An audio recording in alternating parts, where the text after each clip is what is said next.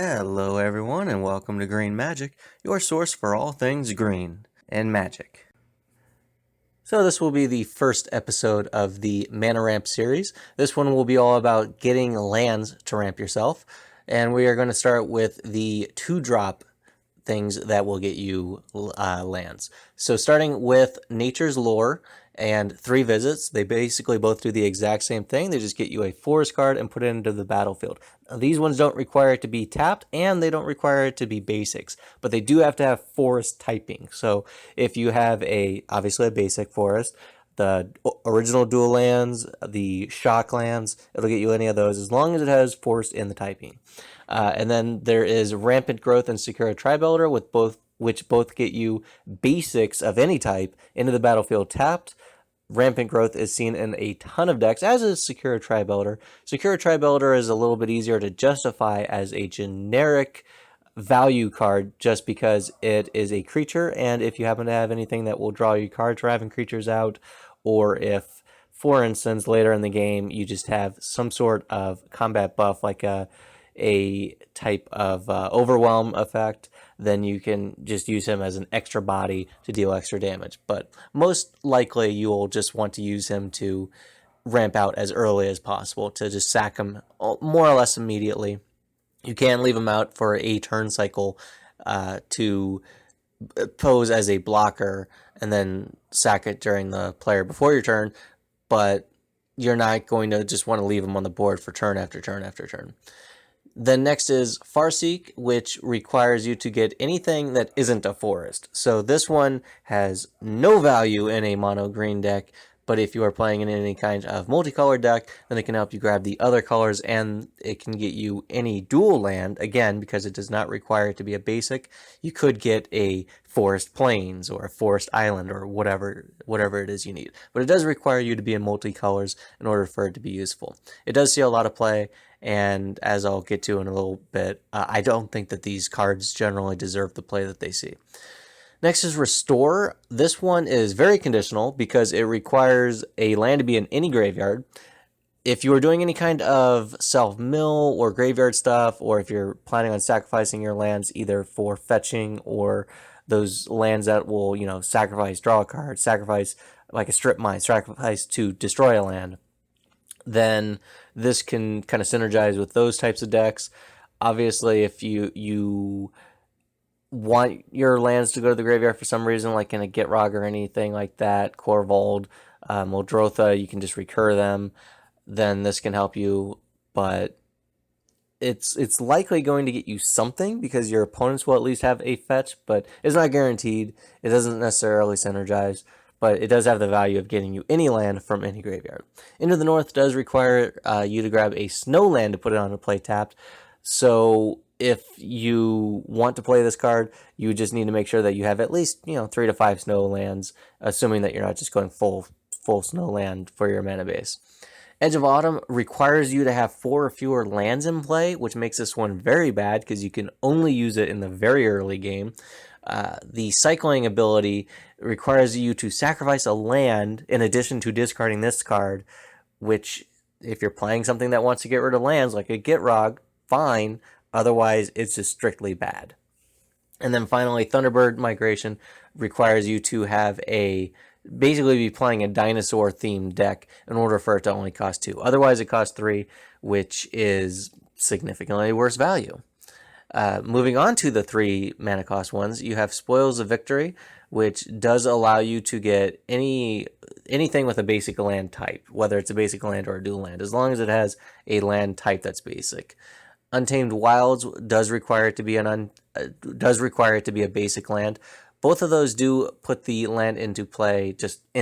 So those ones, while they cost 3 up front, they'll recoup 1 mana, assuming you have a use for it. Still not that good. Recross the Paths is a little bit helpful in that each time you clash with an opponent, you can potentially get this back to your hand. Rather, not clash for any reason, but clash because of this card. You can potentially get it back to your hand and keep recurring the value. Also, because it lets you get whatever land is on top of your library, the topmost one, because you keep revealing until you find something. You can get any kind of utility land, any kind of dual lands. It can get you whatever random thing you have. So if you're playing a lot of non-basics, a lot of things that have other effects, this one could be a little bit more valuable to you, but still I don't like it that much. Beanstalk Giant has the ability to put the land into play untapped. It does have to be a basic, not usually a big deal to me. The thing about this card, though, is you wouldn't really play it for the ramp or include it in a ramp spot for a deck, but if you are okay with including it just as a big creature, if you're playing just generic good stuff, it's a way to get you a little extra value without even counting towards your mana ramp allotment. And then Search for Tomorrow does have the ability to only cost you 1 mana if you suspend it. So it's good on turn 1 or turn 2, I guess. But after that, it's another 3 mana, get 1 land. And generally speaking, I don't really think very highly of those. So I think that one does see more play than it should. The Beanstalk Giant probably should see more play as just generic good stuff. But if you're looking for any kind of synergy or anything, then you wouldn't include it in most decks. Next is Natural Connection. This one is another 3 mana. It's only a basic and it comes into play tapped, so that's just strictly bad. Beneath the Sands is the same thing, but it does have the cycling ability tacked onto it. I imagine a lot of people play this in cycling-based decks, thinking that it's, it just fits with what the rest of the deck is doing. But I would recommend just finding a better ramp spell.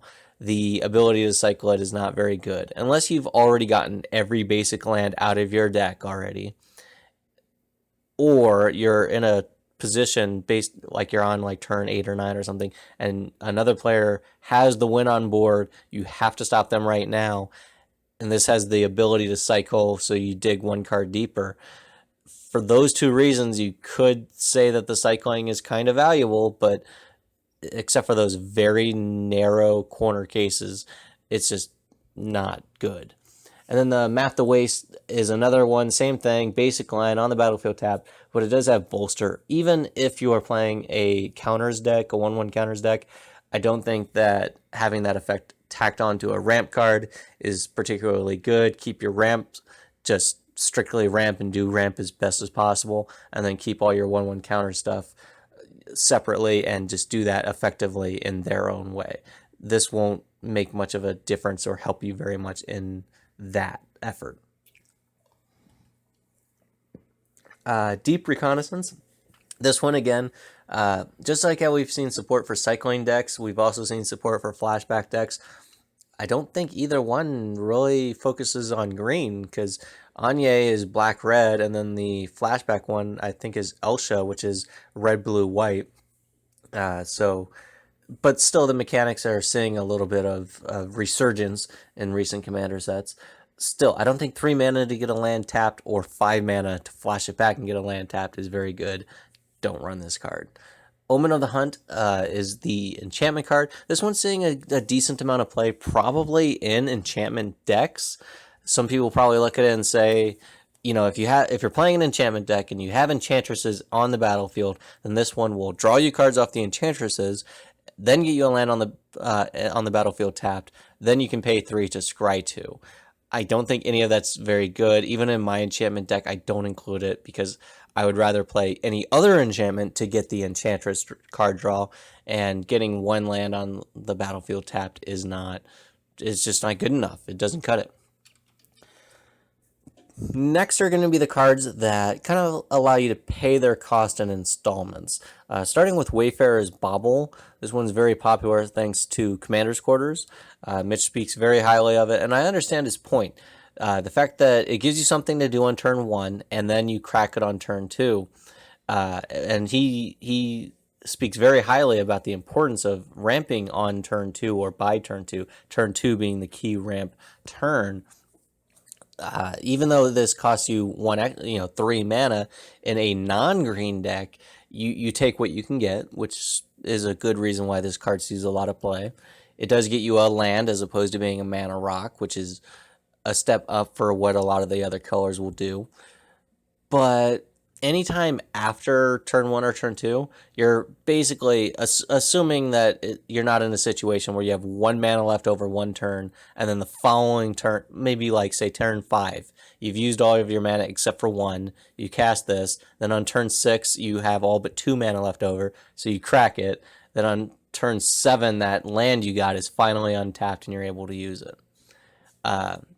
Otherwise, you're just paying.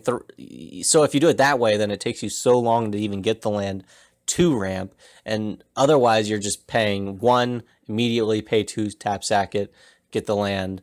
3 mana is not a great value. And then Diligent Farmhand is just a green version of that. It does have a slight benefit or two. One is that it is a creature, so if you have anything that draws you cards for playing creatures, you'll draw a card. And 2, it does not require it to tap. Now, I understand that Summoning Sickness is not going to affect a Wayfarer's Bauble, but if your opponent has one of those Heat Bearer effects that makes your creatures and artifacts come into play tapped, that will slow down your Wayfarer's Bauble. It won't affect your Diligent Farmhand. Same with Font of Fertility. An enchantment, it doesn't require being tapped, it doesn't have Summoning Sickness, so the pay 1, then 2 installment plan, it works exactly the same as Wayfarer's Bauble and Diligent Farmhand, and doesn't get screwed over by any effect that makes your stuff come into play tapped. Then there's Dawntreader Elk, which is basically the same thing once you get kind of the mid to late game, but it is worse in the very beginning because this one requires you to pay 2 up front, then 1. So while as Diligent Farmhand or Wayfarer's Bauble, you can pay, get out turn 1, turn 2, get another land out, then crack them, so that turn 3 you have 4 lands in play. Dawntreader Elk, you can only play it on turn 2, then on turn 3, assuming you don't have a 3-drop you want to play, then crack it, then on turn 4 you start ramping. So it's very backwards, and that does make a difference. But if you play it a little bit later in the game, when you're doing both effects at the same time, it's equal to the Diligent Farmhand. Oashra Cultivator is worse, is about as bad as it gets as far as value, because it costs you a mana, then 3 to tap it and sack. Because it requires tapping, it does have to have it has to be over its Summoning Sickness, so it's very bad if you actually intend to use it to ramp. However, it and Diligent Farmhand are both druids, which makes them relevant in a Ceton deck. That commander cares about its druid tribal, and it allows you to tap any druid for a green mana. The way his ability works, because it's his ability, he doesn't give the creatures that ability. They can do it the turn that they come out. So you cast either of these creatures, which are both 1-drops, and they immediately tap for 1. And you never have to even use their ability to get lands or care about that. So they are both very good and should be seen in in that deck, Ceton decks.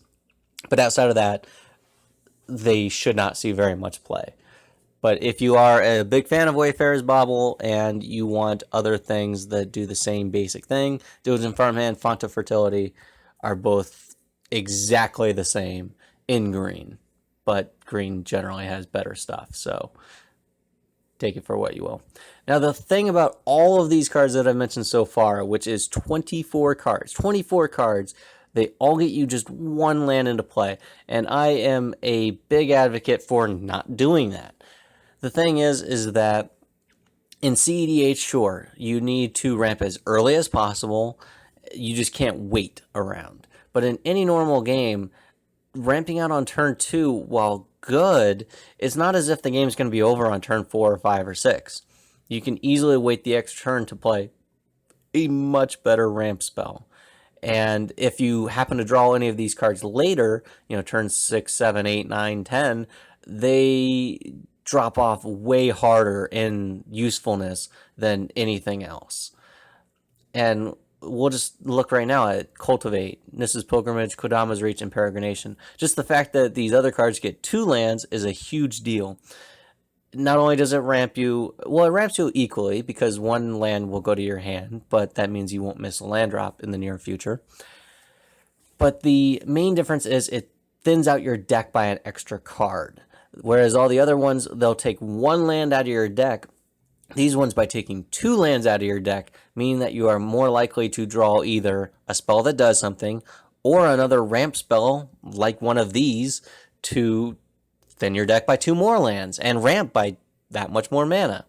So it's just so much better for you to play these cards. The fact that Rampant Growth sees as much play as it does, and the fact that any of the cards, any of those first 24 cards, with the exception of Wayfarer's Bauble because it goes in other colors, sees as much play as they do is just bad and wrong, and there should be so much more play on the higher end, well, the mid-level end of these ramp spells.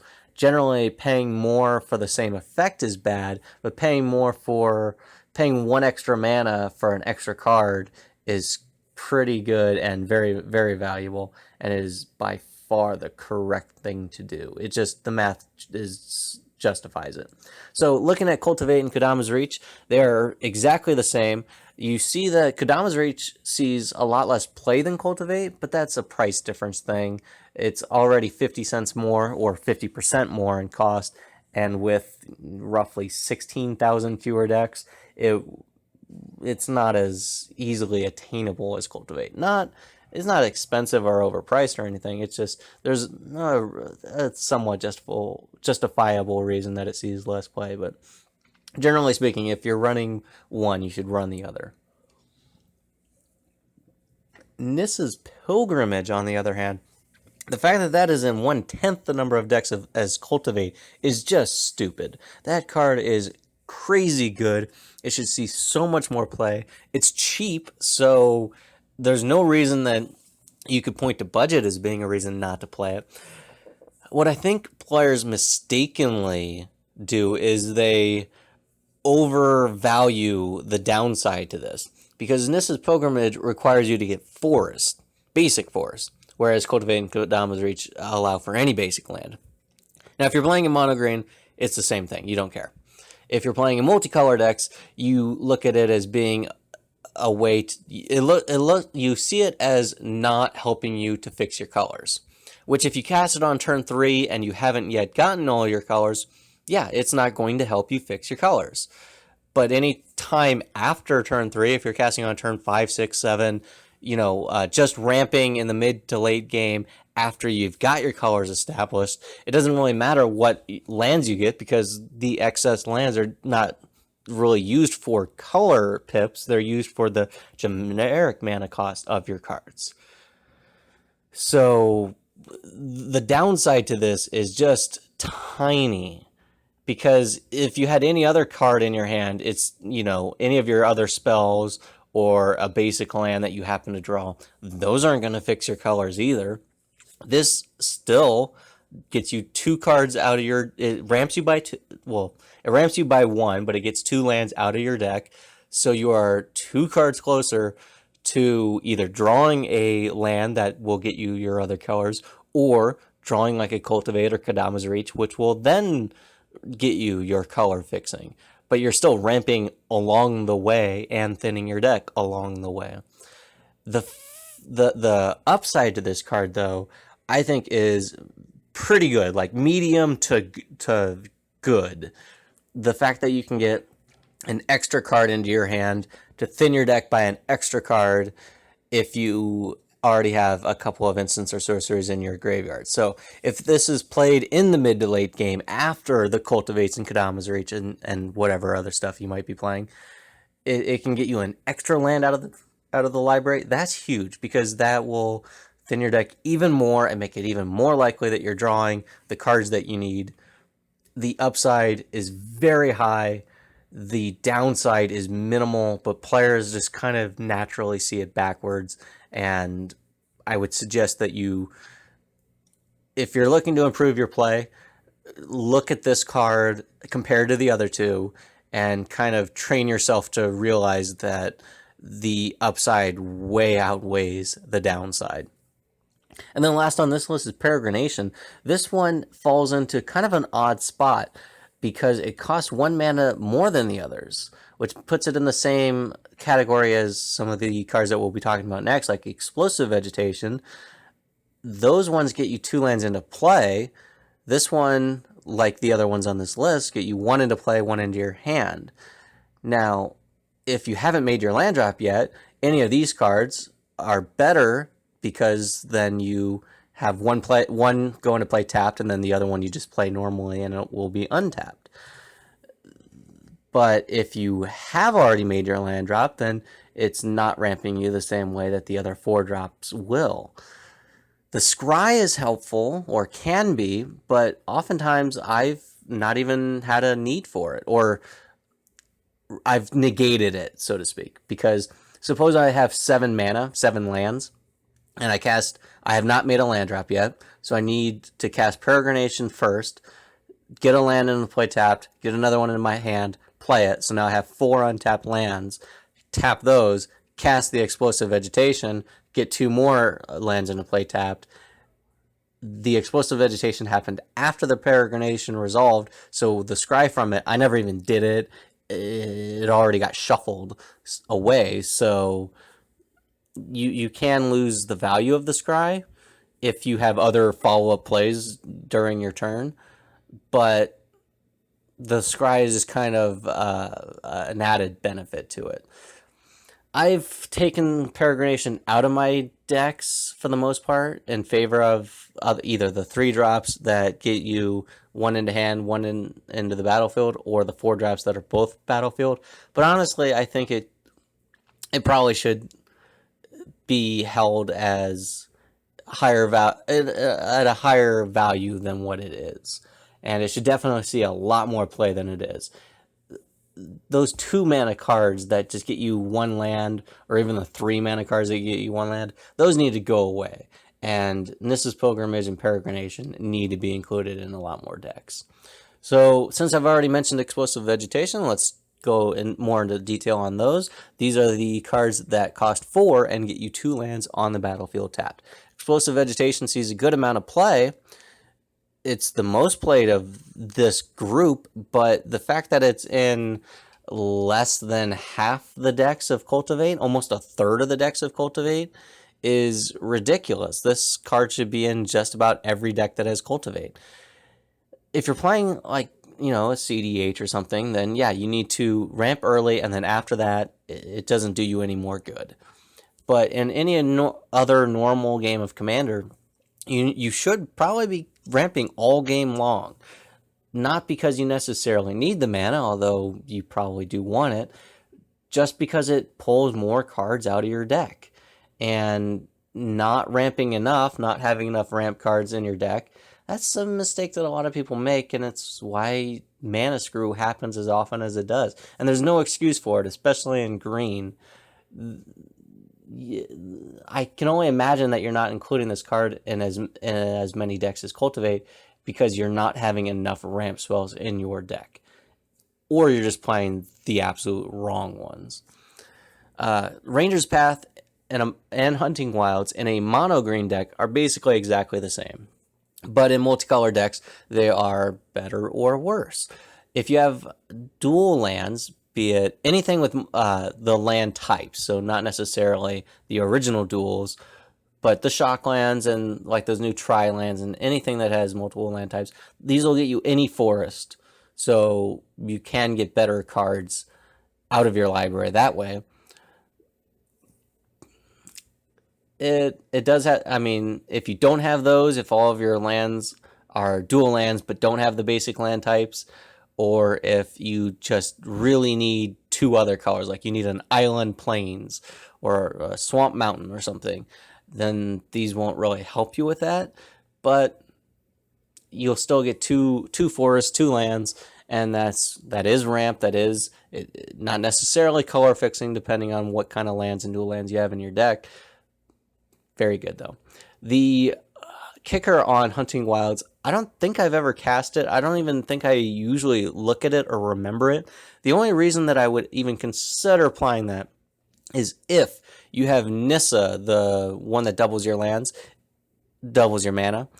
If you have her out and you have this in your hand and you're able to alter, you alter, you get the emblem saying your lands are indestructible, you pull out all the forests except for 2 out of your library, then you cast this, you you grab those last 2 forests out of your library, you put them into play, they untap, they are 3/3 creatures for the rest of the game. Otherwise, if you don't have something making your lands indestructible, why would you want to make 2 of them 3/3 creatures for the rest of the game? That's dumb. So just look at it as another explosive vegetation without the kicker. Just ignore the kicker. Circuitous route. This one sees a lot of play, presumably for Mazes Ends decks. So if you're playing the gate decks, then this is a premium card in those decks because it gets you 2 turns closer towards winning. And any other deck, though, you shouldn't just be playing gates as like for colors or mana fixing or anything. Just play other things, either lands that don't enter tapped or basics even. And in my case, Circuitous route is just 2 basic forests usually, and it's very good at that. Very cheap, great card. Migration Path. This one's not seeing a lot of play yet because it hasn't even technically been released yet. It's a brand new card, and it will see a ton of play. Just like a cycling card that I had mentioned earlier, you don't necessarily care about the cycling. The only time that I would even consider cycling this card is if you've already gotten every land out of your deck or every basic land out of your deck, and so it does nothing casting it, so cycling at least just lets you get a different card, or if someone else is threatening the win immediately and you don't have the answer but you might be able to draw it, so you just kind of desperation draw. Otherwise, just cast it, don't cycle it ever. Get the mana ramp. That's going to do you more good. Next are some things that get you 2 lands into play untapped. So starting with Primal Growth, this one's only 3 mana, which makes it not only better than the other cards like Explosive Vegetation and everything, but kind of better than like Skyshroud Claim. The caveat is that you have to sacrifice a creature to get that benefit. So if you're playing tokens, or even if you have very insignificant, maybe something tiny and just useless that you're okay with getting rid of, then you're willing to pay that cost. Or if you're playing like a black deck, like a black-green deck, and you want to sacrifice a creature for some reason, then this is a sack outlet and can help you with that. I'm surprised it sees as much play as it does. The downside of having to sack a creature, depending on what your playstyle is and everything, kind of sucks, but for the most part, 3 mana to get 2 lands into play is pretty good. Skyshroud Claim, very classic card, very well known. This sees a ton of play in Commander, and I'm sure most of you are especially familiar with the fact that it gets any forest cards. We've gone over that with a lot of the other ones too that you haven't seen as much. This is the one that you've seen a lot of. So this is the example that you would model the other ones after, because you see someone play Skyshroud Claim in a multicolored deck, and then they get their dual lands that just are forest island, forest plains, forest whatever. And they come into play untapped, so if you have more stuff to do, this basically costs you 4, but then you recoup 2 of it. Very good card.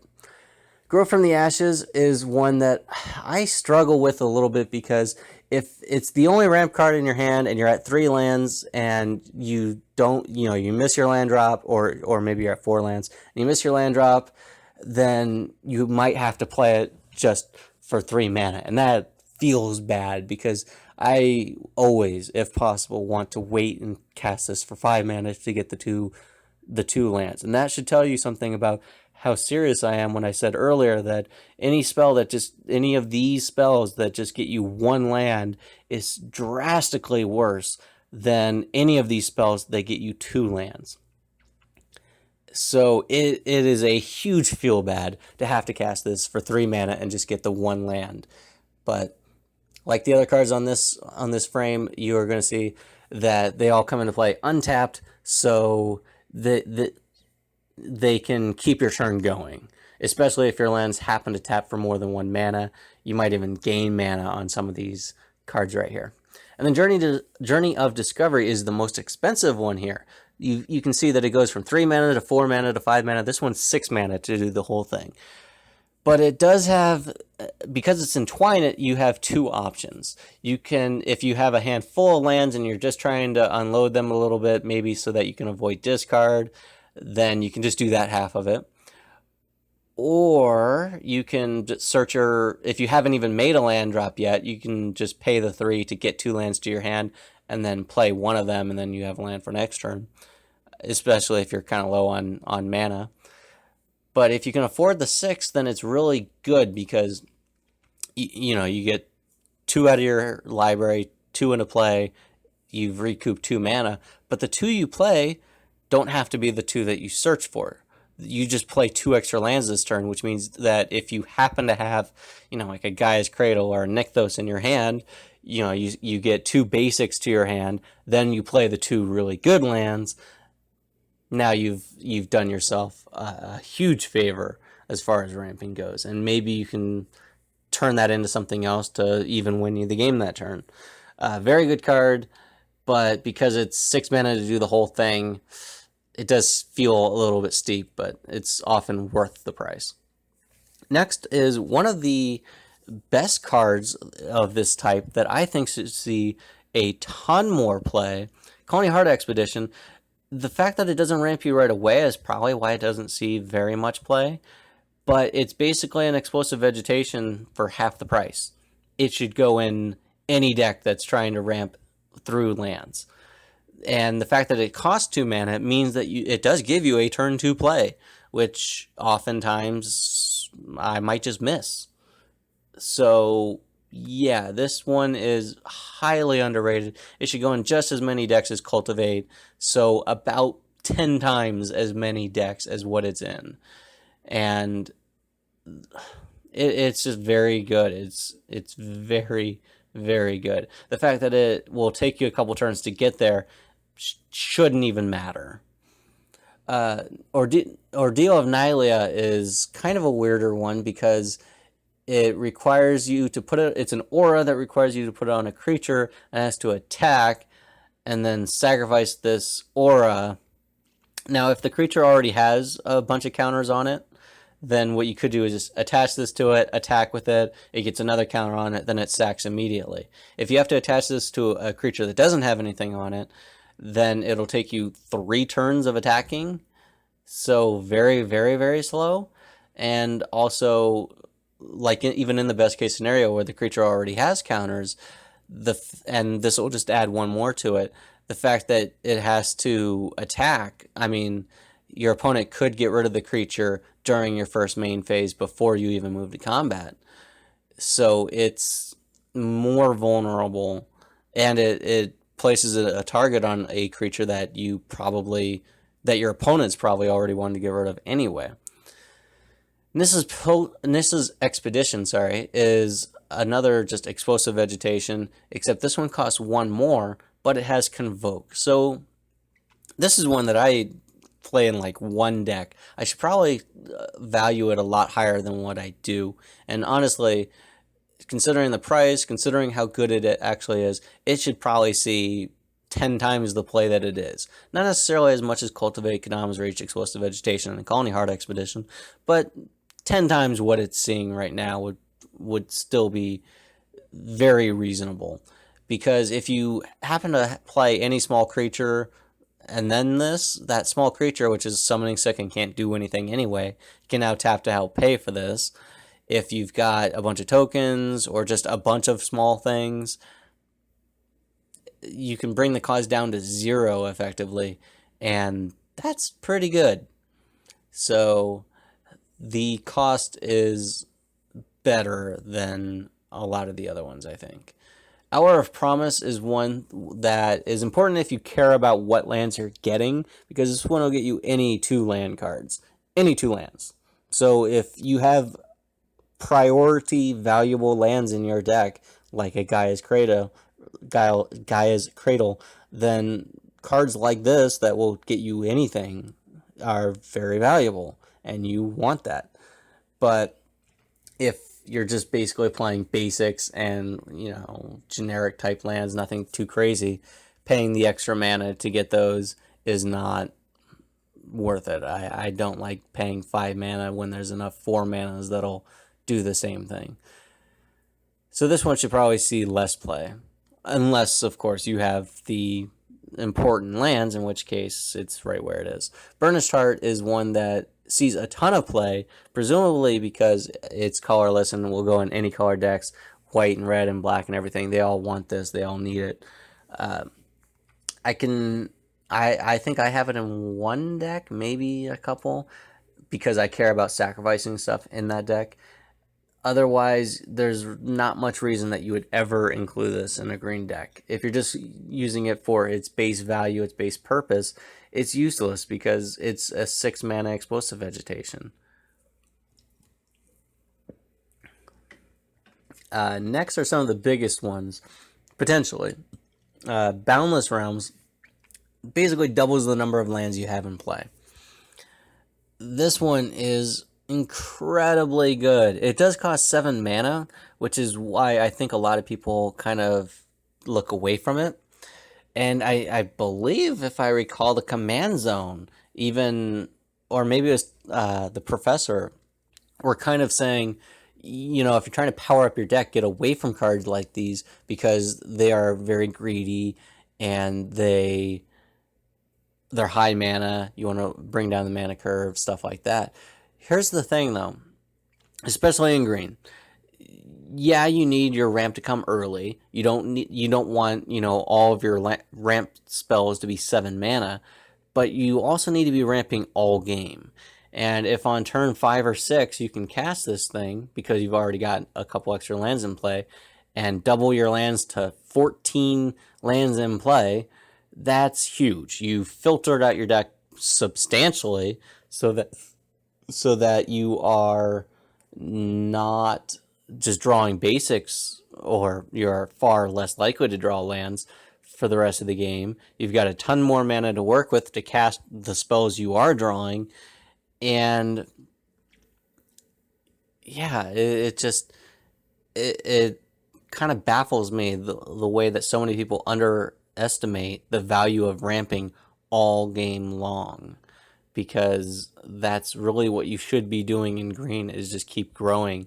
If you feel like you can get out 1 or 2 mana rocks on turn 2, turn 3, and then stop, then that's kind of absurd. Unless you're doing an infinite combo that needs like 6 mana to do its thing and then it's done.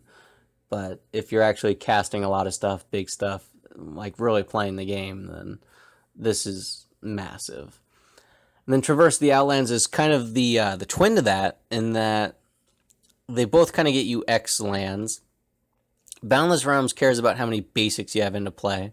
So if you've done anything to ramp, get extra lands in, then this one will go and synergize with that. Traverse the Outlands just wants you to have a big creature. If you found a way to get a big creature, especially say like a Ghalta, if you've somehow gotten your Ghalta into play, this thing will get you 12 lands.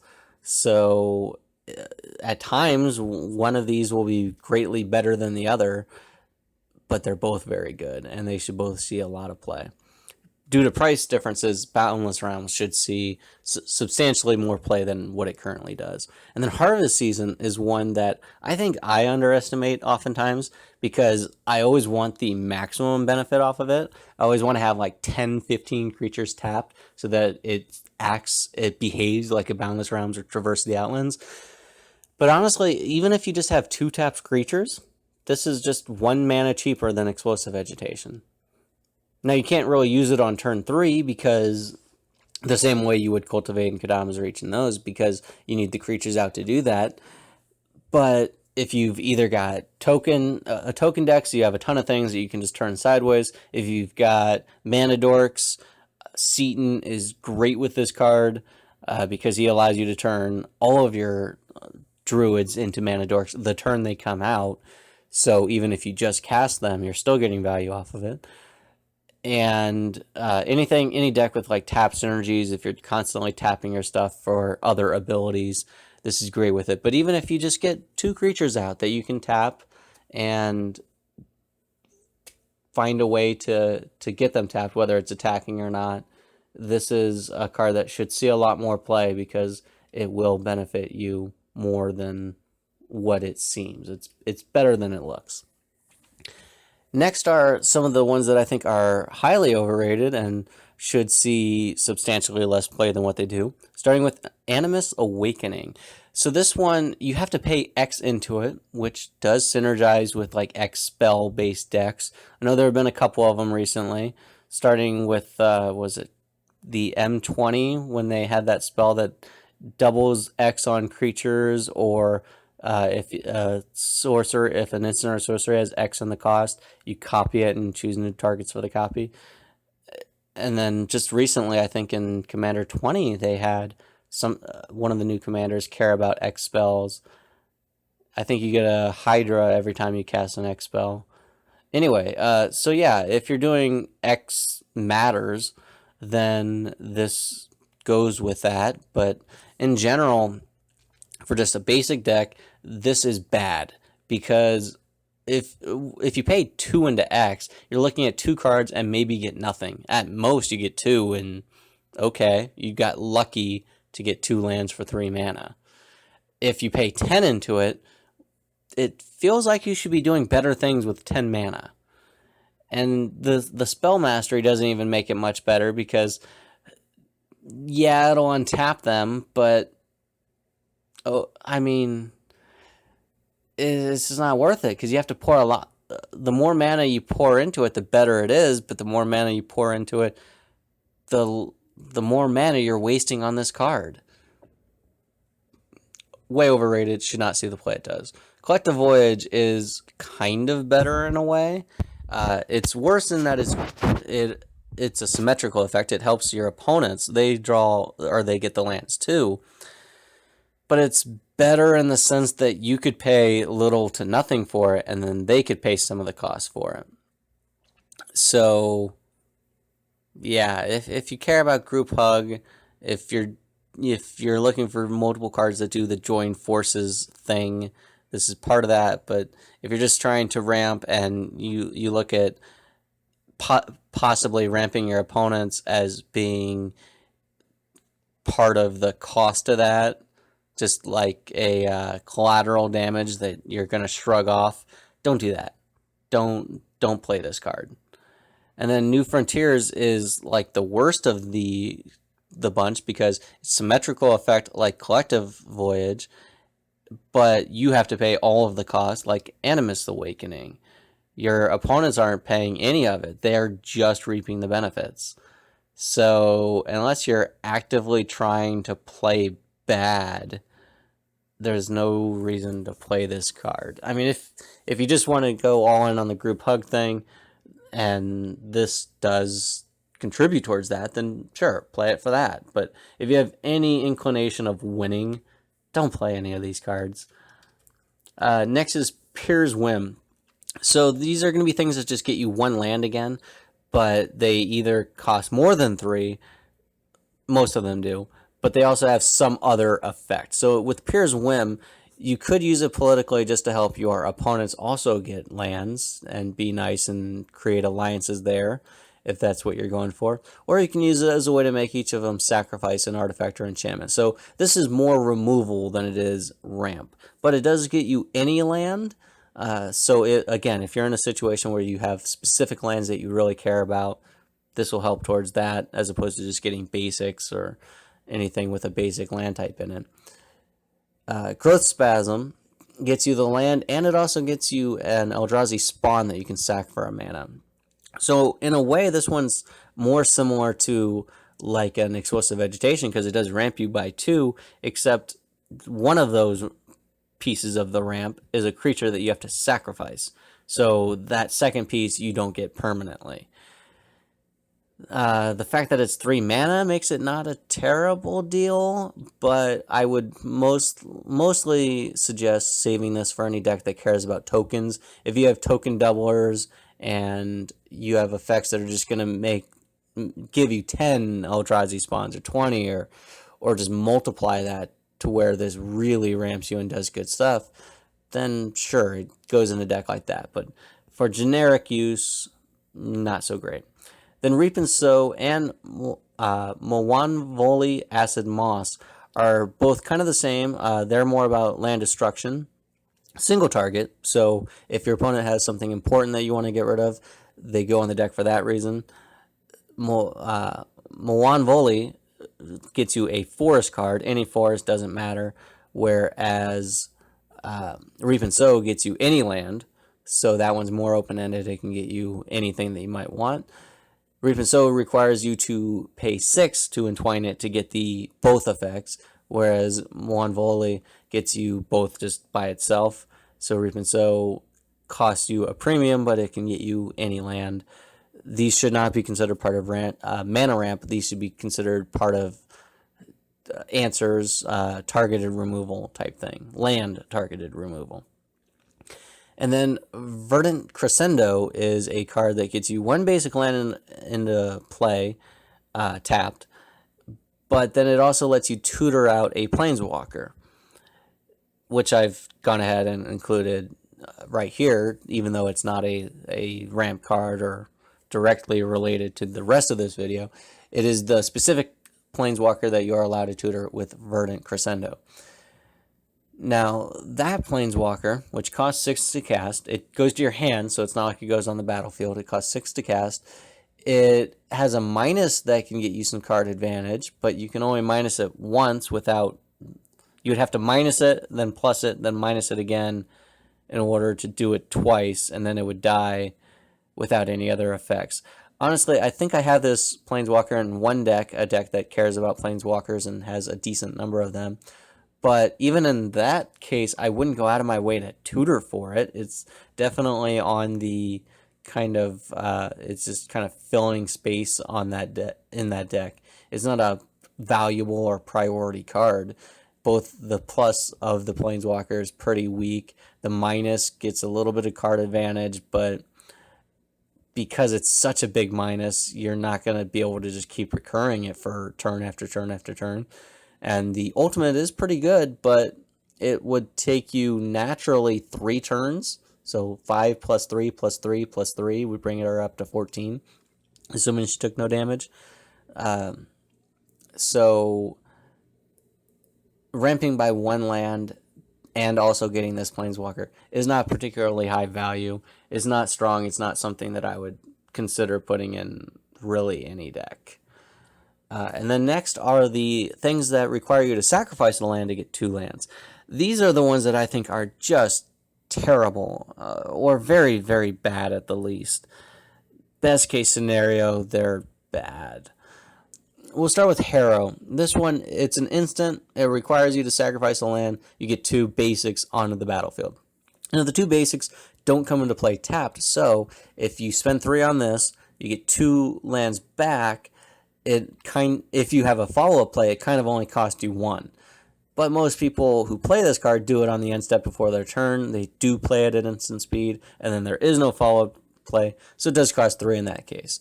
The ability to play it at instant speed isn't really that valuable. People do play it at instant speed, but I don't think that that makes it worth the cost, because you are still paying 3 mana to ramp by 1 land. You are thinning your deck by 2 cards, but you're ramping by 1.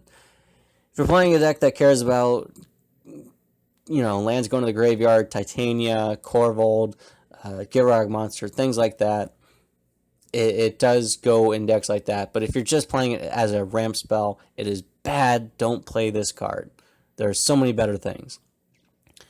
Blighted Woodland is so much worse even, because it costs you 4 tap and sack it to get the 2 basic lands into play tapped. So think about it.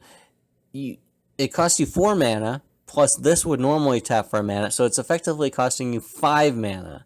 And because you're sacrificing this to get 2 basics, you are getting 1 extra land. You're losing 1, gaining 2. That's an advantage of 1 land. And it costs you 5 mana to do that. That's a terrible price. 5 mana rampant growth, basically. That's not even worth putting in. And I know a lot of people will look at it and just kind of think, well, it doesn't hurt anything to include this in a deck. You could just put it in and not use the ability. that's the wrong way to look at it, because if you're just putting it in with no intention of using the ability, you might as well just put in a basic, which will give you color. And if you have anything else that cares about basics, non-basics, the basic is better. If an opponent has, Ruination or Blood Moon or anything like that, that negatively affects this. If you're playing like a Primal Order or something that punishes non-basics, that affects this. If you have any effect that doubles the mana of basics, that won't help this, but it would affect a basic. You're just better off putting in the basics, keeping your deck simpler, and not even having that option, that bad option on the table. Myriad Landscape is kind of better, but in so many ways a lot worse, because this one enters tapped. It only costs 2 tap and sack to get the 2 lands, but because it produces a mana, it's effectively costing you 3 to do it, to ramp by 1, which again is not a great value. It does go in any color deck, because this one doesn't have the green pip that Blighted Woodland does. So I can see it being played in a lot of, white, red, blue, black decks. And it kind of makes sense in those, but really it doesn't, because you're spending effectively 3 mana to do the effect. And because Myriad Landscape enters tapped, you're kind of paying 4, because you're losing the mana that it would produce if it came in untapped on the turn that you play it. And it's not even good for mana for color fixing, because both of the lands you get have to be the same land type. So you have to get 2 plains, 2 forests, 2 mountains, 2 whatever. So yeah, this one just should not see very much play. It does not make sense why you would want this, unless you have reasons to want to sacrifice your lands, the Corvolts, Titanias, the Gitrog monsters. If you have ways to get them back out of your graveyard and replay them, like Muldrotha, or if you just have Crucible of Worlds in play, then they're not as terrible, but they're still very, very bad. They don't do much to help you and can kind of actively hurt you.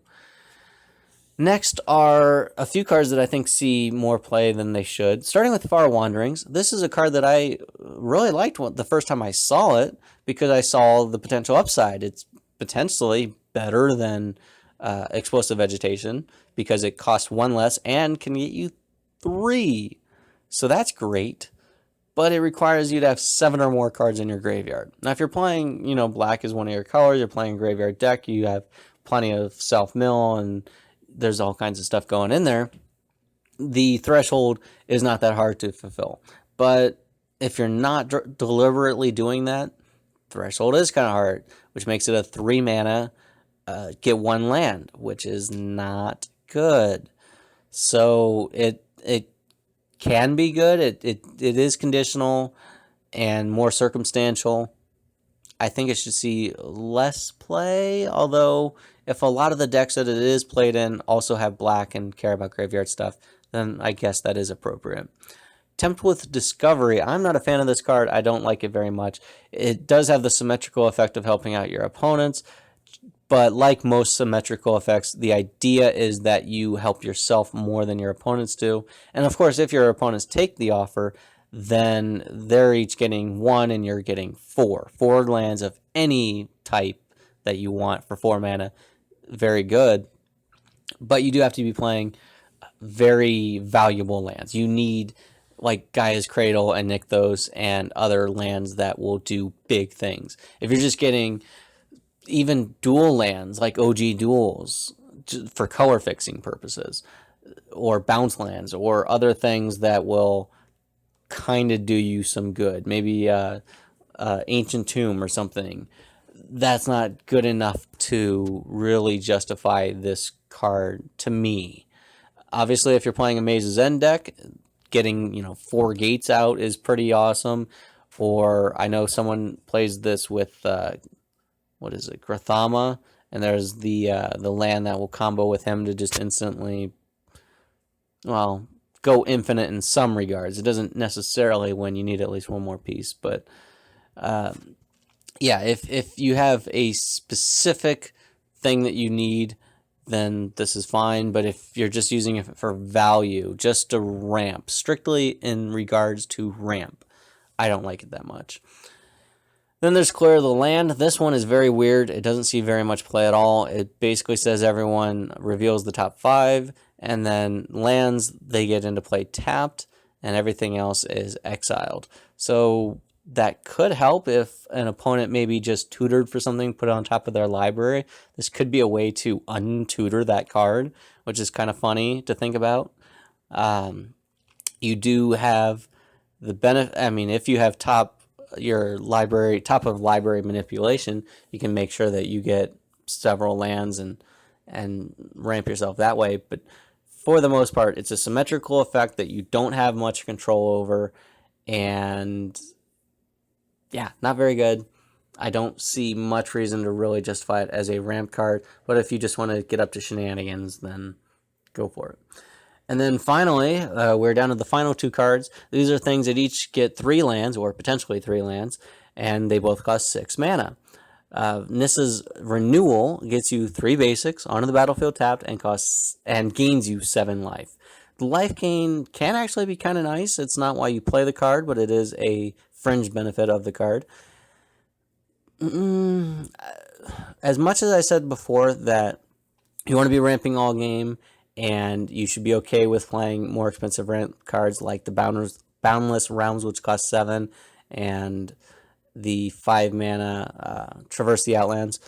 This one, because it doesn't help you early, and because its effect it doesn't have the high ceiling as the other ones late. If you want to include it as a budget card, if you just want to include it, it's reasonable, but I do think that a lot of the other ones are probably a better choice. I do still like it because it gets you 3 cards. It'll filter 3 cards out of your library, and there is a lot to be said about that. But it's very excusable to not include this one, or reasonable to include it. And then there's Verdant Confluence. This one has 3 modes, which is what makes it a little bit tougher to consider a ramp spell. Now, putting 2/1/1 counters on a creature, you're probably not usually going to want to do that unless you have a creature that's kind of Voltron-y, and you have counter doublers, like a doubling season out, and you can instantly put 12 counters on the guy. That one's not super useful. Returning a permanent from your graveyard to your hand, oftentimes you're probably going to want to save this card for that, and so you're not going to be using it for ramp so much. But the reason that I would think to include this in decks is for the ramp. You might get better benefit off of it from returning permanents to your hand, but at the very least, this is kind of guaranteed ramp, and it's very good for that. So just to kind of recap real quick, because we went over about 50 cards, you want to focus most of your ramping with the 3 mana things that get you a land into your hand and a land into the battlefield tapped, and then the 4 mana ones that get you both into play tapped. There were 4 of the lands, hand, and battlefield. That would be Cultivate, Kodama's Reach, Nissa's Pilgrimage, and Peregrination's kind of optional. And then there were 5 that get you the lands in the play tapped: Explosive Vegetation, Ranger's Path, Hunting Wilds, Circuitous Route, Migration Path. Skyshroud Claim would also be a 4 mana one that gets them into play untapped and is just better than Explosive Vegetation in most cases. Khalni Hard Expedition needs to be mentioned again as being a great card that should see a ton more play. And then I do want to repeat Boundless Realms and Traverse the Outlands.